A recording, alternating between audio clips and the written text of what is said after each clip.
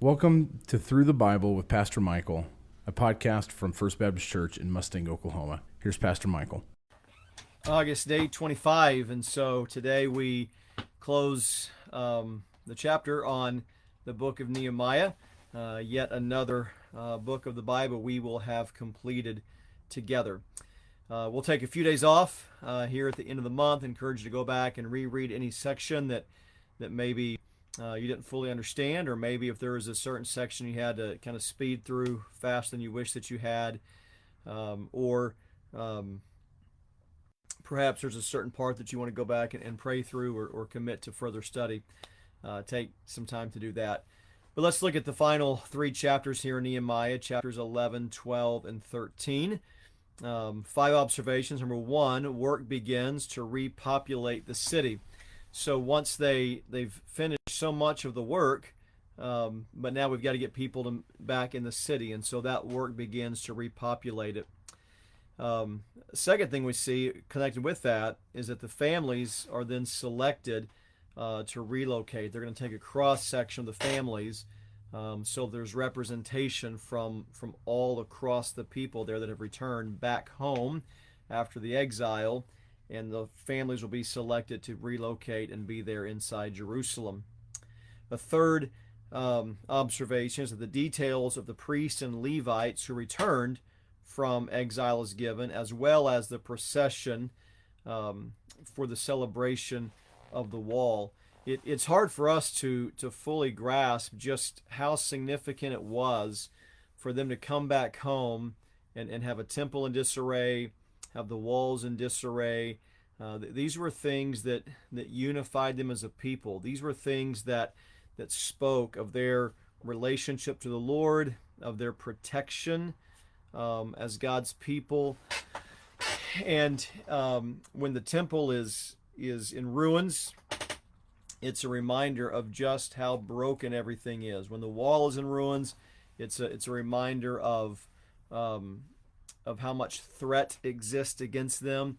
And so to get the temple finished and to get the walls finished is not just completing a massive project. It's about reminding themselves who they are as God's people. And so now plans are made not only to move back in the city, but the plans for the celebration of what's gone on. A fourth observation is that joy permeates the people. You see that in the reading today, that the people of God, as they have completed this task, you see the joy with which they live and worship. And then a fifth observation, when you get to the end of the book in chapter 13, it's the recollection of all these obstacles that awaited Nehemiah when he had returned back home. It was not going to be an easy task, and we've been able to read these last several days through this book of the challenges he faced, the obstacles that were there in front of him, and how they overcame them. A few applications here as we finish up the book of Nehemiah. Number 1, that there must be shared responsibility in any significant project. If people are going to accomplish a work together, there must be a shared responsibility. This leadership is essential. However, a great leader with no followers can't get anything done. Hard workers without someone to organize and lead them are going to have a hard time making any progress. And so we just recall the basic element here that we see over and over again, that we need leaders and we need followers. We need shared responsibility for there to be success. And then a closely related second application would be that organization is essential to achieving any goal. We see this all throughout the book of Nehemiah. We've got to have a plan. We've got to have a structure. We've got to have someone who is communicating that plan. Now, this harkens back to the work of the prophet Haggai when he is reprimanding the people for they had ceased to work on the temple, and he calls them to complete that task, and the people get to work. And they take a few weeks to get the plan together, a few weeks to get the supplies together, a few weeks to get people organized. It takes organization that's essential to achieving any goal. This harkens back even, I always think about Jesus feeding the 5,000 men with women and children. 20,000 people are likely there.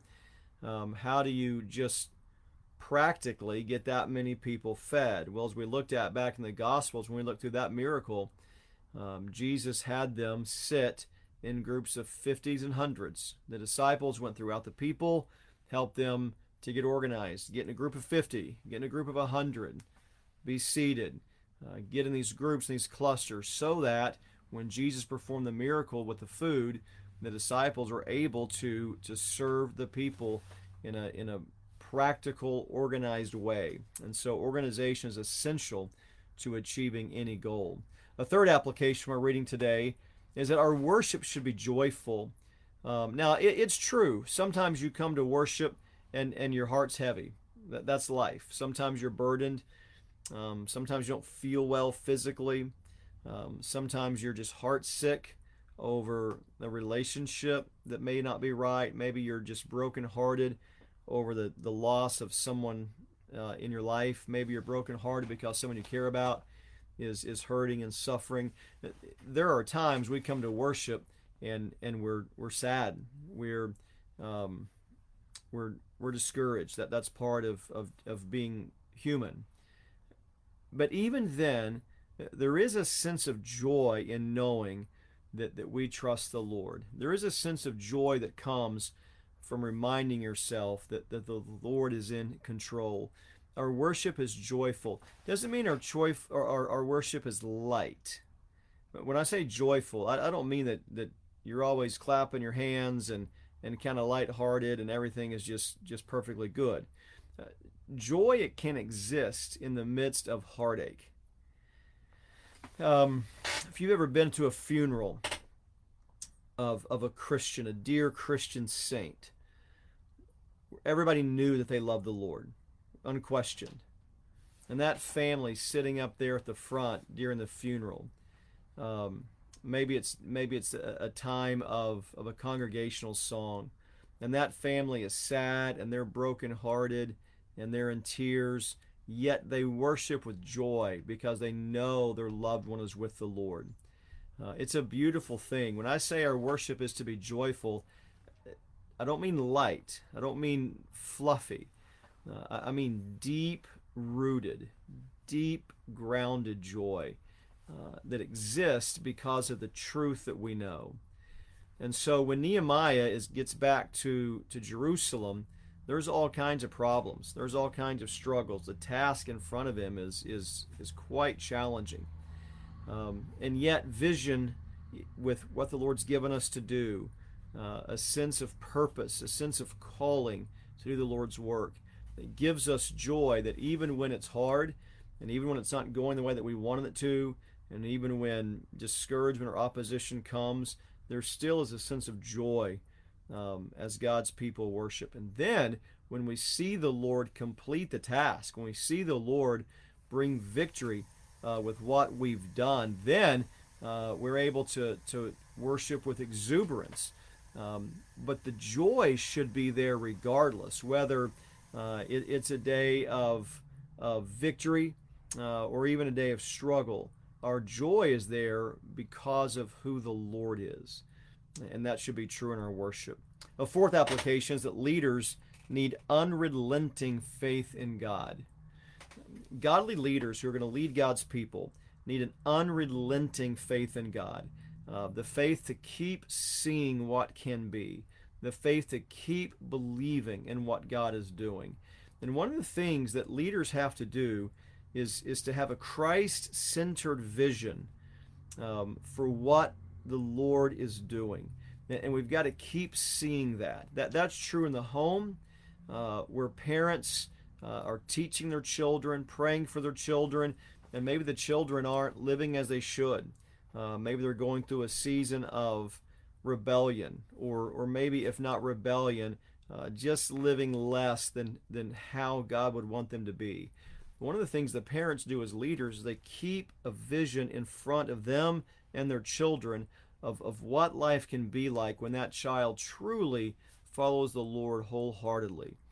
You see that in a church, where every church has things that need improvement. Every church has areas that they're still learning and growing in. But the leaders of that church need an unrelenting faith in God of what can happen and what things can look like when that church would, without any reservation, follow the things of the Lord. And then a final application is that priorities must be established and adhered to. If you're going to do anything of significance in your life personally, in your family, in your church, in a ministry, anything at all of substance, you're going to have priorities that are established, and then you're going to have to live according to them. Your priorities have to be clearly, firmly established, and that becomes how you make decisions of how do we spend our time, how do we spend our resources, what are we committed to. And if you're not someone that lives by priority, then every day and every week of your life, you're up for sale. Whatever the most enticing thing is that week, that's how you live. Whatever the most enticing thing is that weekend, that's where you go. But instead, what we want to do, and as we see this, I think, through Nehemiah, is that you have to establish firm, clear, God-honoring priorities. Then those priorities become the driving force behind every decision you make.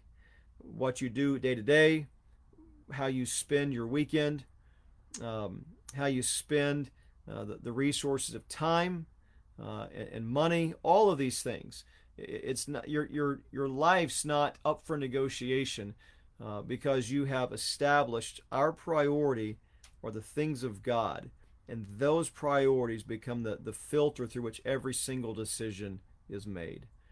And then finally, we'll wrap up for the month of August, Psalm 119, 25 to 40. When sorrow crushes our heart, God's word strengthens us. Sometimes our heart is crushed. That happens. When that happens, we turn to God's word. It strengthens us. And that's part of why, as we looked earlier in Nehemiah, that's why our worship is joyful. Not because we're always particularly thrilled with the circumstances, but because even when we're crushed, we look to God's word. That strengthens us. That puts our broken heart back together, and that is the joy through which we worship through any season of life. All right, well done. You've made it through the book of Nehemiah. We'll gather back together at the first of the next month, and we'll return to the New Testament, and we will pick up in the book of 1 Timothy.